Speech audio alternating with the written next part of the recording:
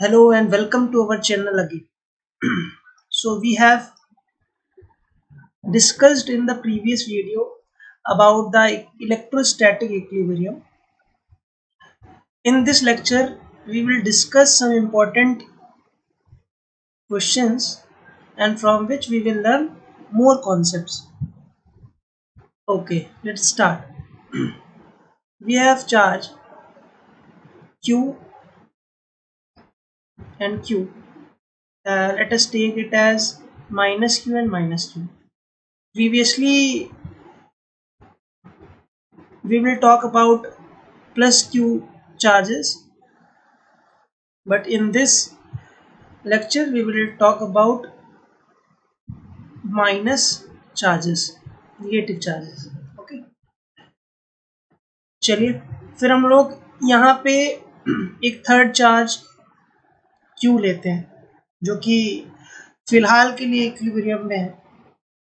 इसको A मान लें और इसको B मान लें, और इस पे जो नेट फोर्स लग रही है वो किधर लग रही है, ये लग रही है FA, सॉरी हाँ ये लग रही है FA और ये लग रही है FB, क्योंकि both the charges are negative and they are opposite in nature, so they will attract each other. Okay, so the question is, when we move along x-axis, जब हम x-axis के along move करेंगे तो जो equilibrium है वो किस तरह का इक्विलिब्रियम होगा, और देन हम लोग फिर y एक्सिस के along मूव करेंगे तो उस समय कैसा इक्विलिब्रियम होगा.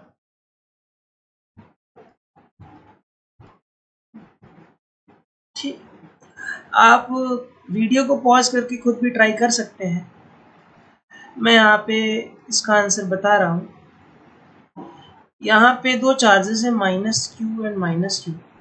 If we move this charge Q along x-axis that is in horizontal direction, let q इधर आ गया. ठीक है, पहले किसी p पॉइंट में था, अब वो m पॉइंट में है. ठीक है, मान लीजिए जो q है वो इधर आ गया. जैसे ही q इधर आएगा तो इस वाले चार्ज की वजह से जो फोर्स थी वो बढ़ जाएगी. ये वाले चार्ज की वजह से जो फोर्स होगी, मतलब जो B पे जो चार्ज रखा है उसकी वजह से जो फोर्स होगी वो बढ़ जाएगी. क्यों बढ़ जाएगी? क्योंकि ये डिस्टेंस कम होगा, क्योंकि force is inversely proportional to distance. इसका मतलब ये जो B वाला चार्ज है वो इस Q चार्ज को और तेजी से अपनी तरफ घसीटेगा या खींचेगा, और ये तो इधर से धक्का दे ही रहा है. इसका मतलब जैसे ही हम लोग इसको इधर मूव करेंगे तो हम लोग ये देखेंगे कि ये इसी तरफ चलने लगेगा. ठीक है, ये क्या करने लगेगा, बी की तरफ ही मूव करने लगेगा. और हमने देखा था ऐसे इक्विलिब्रियम को हम लोग अनस्टेबल इक्विलिब्रियम कहते हैं. ऐसे इक्विलिब्रियम को क्या कहते हैं, अनस्टेबल इक्विलिब्रियम. ठीक है, कि अगर हम लोग फोर्स लगाएं, जिस तरफ फोर्स लगा रहे हैं वो उसी तरफ भागने लगे तो इसका मतलब क्या हुआ, ये अपनी पोजीशन को वो तुरंत छोड़ देगा इक्विलिब्रियम वाली, और पोजीशन को छोड़ देगा. इसका मतलब कैसे इक्विलिब्रियम हो गया, अनस्टेबल इक्विलिब्रियम हो गया. इसी तरीके से if we move the charge along y axis, minus Q and minus Q, ये a ये b. If we move q charge along y axis, then let the charge is at this position. इस time क्या हो रहा होगा, जो ये charge है उस पर ये जो माइनस क्यू वाला है वो अपनी तरफ फोर्स लगा रहा होगा Fa. ये जो B वाला चार्ज है वो भी अपनी तरफ फोर्स लगा रहा होगा Fb. जो नेट फोर्स होगी वो किस डायरेक्शन में हो जाएगी, वर्टिकली डाउनवर्ड हो जाएगी. और हम लोग इसको कहाँ ले जा रहे थे, वर्टिकली अपवर्ड ले जा रहे थे, लेकिन ये क्या कर रहा है, ये वर्टिकली डाउनवर्ड आना चाहता है. इसका मतलब वापस से वो अपनी ओरिजिनल पोजीशन पे आ जाएगा. इसका मतलब ये कैसा इक्विलिब्रियम हो गया, स्टेबल इक्विलिब्रियम हो गया, क्योंकि वापस से वो अपनी ओरिजिनल पोजीशन पे आना चाहता है. तो इस तरह के क्वेश्चन भी बन सकते हैं. चलिए थोड़े से और क्वेश्चन देखते हैं जो कि काफ़ी ज़्यादा इम्पोर्टेंट है, जो कि एग्ज़ाम में पूछे जाते हैं. हमारे पास जो अगला क्वेश्चन है वो है, यहाँ पे हमारे पास दो चार्जेस हैं जो कि फिक्स्ड है. ठीक है, दो चार्जेस हैं जो कि फिक्स्ड है. हमसे पूछ रहा है कि इसको 4Q मान लेते हैं। चलिए ठीक है, हमसे पूछ रहा है कि तीसरा चार्ज कहाँ पे रखें कि वो इक्विलिब्रियम में हो। ठीक है, तो सबसे पहले आपको ये जानना होगा कि इक्विलिब्रियम अलोंग द लाइन आएगा कि लाइन के बाहर आएगा, मतलब इस चार्ज के साइड में आएगा कि लाइन के बीच में आएगा।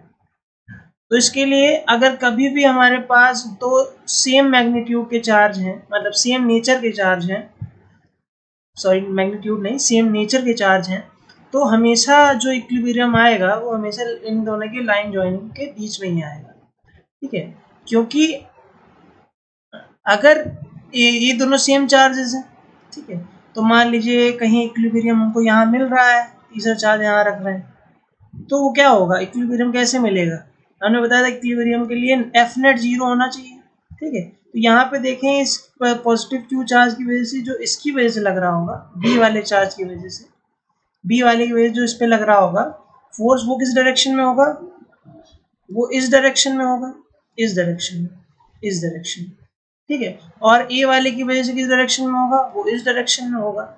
ये एफ बी और ये एफ ए, ठीक है, अपोजिट डायरेक्शन में है, तो यहाँ पे एफ नेट जो है वो 0 हो सकता है।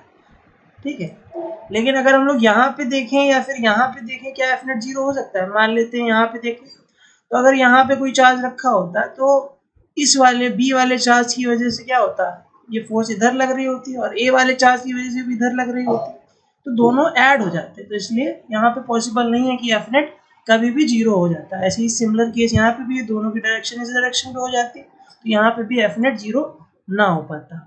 ठीक है, तो इसलिए एफ नेट 0 हमेशा कहाँ होगा, जब सिमिलर चार्जेस होंगे, हमेशा इन दोनों की लाइन जॉइनिंग के बीच में होगा। अब कहाँ पे होगा इसको देख लेते हैं। मान लेते हैं ये डिस्टेंस x है और इन दोनों के बीच की दूरी l है। ठीक है, तो अब हमको निकालना है कि किस पोजीशन पे रखा जाए उस चार्ज को। तो हम लोग क्या करेंगे, कूलम का नियम लगाएंगे। कूलम के नियम हम लोग जानते हैं, force is equal to Q1 Q2 upon 4π r square. ठीक है, ये हम लोग जानते हैं कूलम के नियम से। अब अगर इक्विलिब्रियम में है तो एफ नेट 0, इसका मतलब एफ ए बराबर एफ बी होगा, मतलब दोनों फोर्सेस बराबर होंगी तभी तो एफ नेट 0 होगा।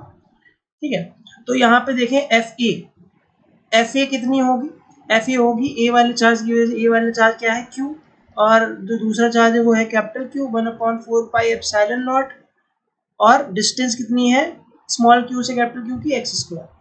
ठीक, यहाँ पे देखें ये भी Q है, सॉरी ये 4Q है, दूसरा Q है, एंड 1/4πε0, और दोनों के बीच की दूरी कितनी है, दोनों के बीच की दूरी है l-x²। ठीक है, तो यहाँ से हम लोग देखेंगे कि ये सब कैंसिल हो रहा है, उसको हम लोगों ने कैंसिल कर दिया, तो हमारे पास बचा क्या, हमारे पास बचा 1/x² बराबर 4/l-x²। So we can write it as l-x/x whole square is equals to 4, l-x/x is equals to 2, then l-x is equals to 2x, then l is equals to 3x and x is equals to l/3। तो हमें position पता चल गई कि l/3, ये position क्या होगी l/3, और ये निकालना है तो ये हो जाएगी 2l/3, क्योंकि ये बची हुई पोजीशन क्या थी, ये थी l-x, x की वैल्यू l/3 निकली है, तो ये 2l/3। तो ऐसे हम लोग कोई भी क्वेश्चन सॉल्व कर सकते हैं आसानी से। यहाँ पे 4Q है तो कोई और चार्ज भी हो सकता है, यहाँ पे Q है तो यहाँ पे 2Q 3Q 4Q कुछ भी हो सकता है।